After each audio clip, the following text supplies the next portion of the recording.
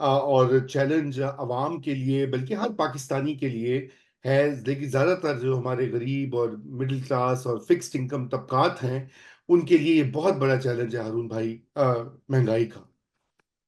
जी, तो इन्फ्लेशन में मैं आपको इन्फॉर्मेशन भी उसकी दे देता हूँ। एफपीआर जो है, सॉरी, इन्फ्लेशन जो है, एफपीआर जबान पे चढ़ा हुआ है बार बार। जी, आपका फेवरेट मौजू जो हुआ। तो इन्फ्लेशन जो है वो अप्रैल में क्लॉक की थी 17.3%, और मई में एक्सपेक्ट करें को 13.5%। सो इन्फ्लेशन सब्सटैंशली नीचे आई है। पिछले मई में 38% थी, इस दफा 13.5% बिल्कुल। होगी। उसकी मेन वजह जो है, फूड प्राइसेस कम आई हैं, हमें पता है वीट वगैरह की वजह से कम हुई है। बेस इफेक्ट जाहिर है, पिछले साल 38% थी, तो अब उससे जब कंपेयर करेंगे तो उसका बेनिफिट मिलता है। सो 13.5%, मतलब इसका ये मतलब नहीं है कि कम हो रही है, इसका मतलब ये है कि ये अब सिर्फ 13.5% से इंक्रीज कर रही है प्राइसेस। सिर्फ कहना पड़ रहा है क्योंकि पिछले साल 38 था। Right. Otherwise 13.5% is very very high. अगर आप दुनिया के करेक्ट। दीगर देखें, इसमें सिंगल डिजिट में होती है। उसके बाद एक और बड़ी की वजह जो है वो ऑयल प्राइसेस जो है ग्लोबली वो कम रही हैं इस साल, और अगले साल 2-3 साल में वो एक्सपेक्ट कर रहे हैं कि कम ही रहेंगी। वजह मैं बता देता हूँ कि ओपेक प्लस दो ऑर्गेनाइजेशन है दुनिया में, एक ओपेक है और एक ओपेक प्लस है। ओपेक प्लस के अंदर अमेरिका, कनाडा, ब्राजील और गायना। अच्छा, गायना जो है वो छोटा सा आइलैंड कंट्री है, वेस्ट इंडीज का हम सबको पता है।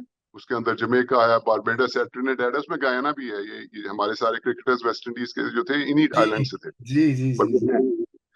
बल्कि क्रिकेट वर्ल्ड कप भी वो और यूनाइटेड स्टेट्स, वेस्ट इंडीज और यूनाइटेड स्टेट्स होस्ट कर रहे हैं इस वक्त। राइट। अच्छा, उसमें ये है कि गयाना जो है वो 2-3 साल पहले वहां पे हिस्ट्री की, दुनिया की one of the biggest oil discoveries हो गई हैं।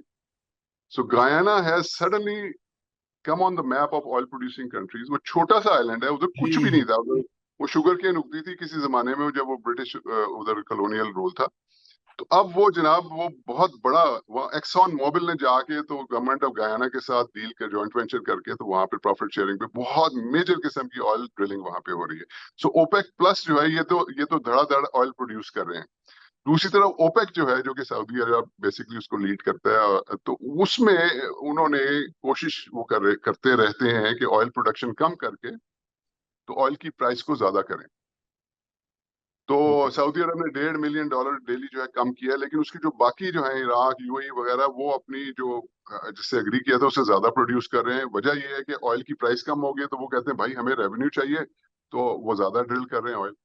ओवरऑल इलेक्ट्रिक व्हीकल्स की वजह से, नेचुरल गैस, इलेक्ट्रिक व्हीकल की वजह से वो पेट्रोल कम यूज होता है। नेचुरल गैस जो है गैस यूज होती है वो ऑयल की बजाय वो कम एनवायरनमेंट को डैमेज करती है नेचुरल गैस, तो वो प्रेफरेबल फ्यूल है। और वेजिटेबल ऑयल्स से भी ऑयल रिप्लेसमेंट हो रही है, उसकी प्रोडक्ट्स बनते हैं। इस वजह से ऑयल जो है उसकी जो प्राइस है सॉफ्ट रही है और सॉफ्ट रहने का चांस है। जो इस वक्त 2027 के फ्यूचर्स बिक रहे हैं वो $72 के ऊपर बिक रहे हैं, कंपेयर टू पिछले साल $82 पे। सो ऑयल की प्राइसेस नीचे सबड्यूड रहने का चांस है। जाते जाते आपको एक और चीज ऑयल के बारे में बता दूं, सऊदी अरामको जो सबसे बड़ी कंपनी है ऑयल की, जिसकी जी। 2 ट्रिलियन की वैल्यूएशन है, वो $12 अरब जो है वो रियाद स्टॉक एक्सचेंज के ऊपर अपनी 0.6% ऑफ वैल्यू वो उसके ऊपर लिस्ट करने जा रही है आइंदा चंद हफ्तों के अंदर। तो ये इन सारी वजूहत की वजह से हमारी इन्फ्लेशन जो है वो भी कम हुई है। और स्टेट बैंक का कहना यह है कि इन्फ्लेशन जो है उसका मेन कॉज पाकिस्तान के अंदर वो फिस्कल डेफिसिट, यानी कि मालियाती खसारा, और अनसर्टेनिटी है। उन्होंने पॉलिटिकल इंस्टेबिलिटी की बात नहीं की, उन्होंने अनसर्टेनिटी की बात की कि अनसर्टेनिटी होती है तो रिस्क ज्यादा बढ़ जाता है, जिसकी वजह से फिर प्राइसेस जो है वो बढ़ती हैं। तो ये, जी।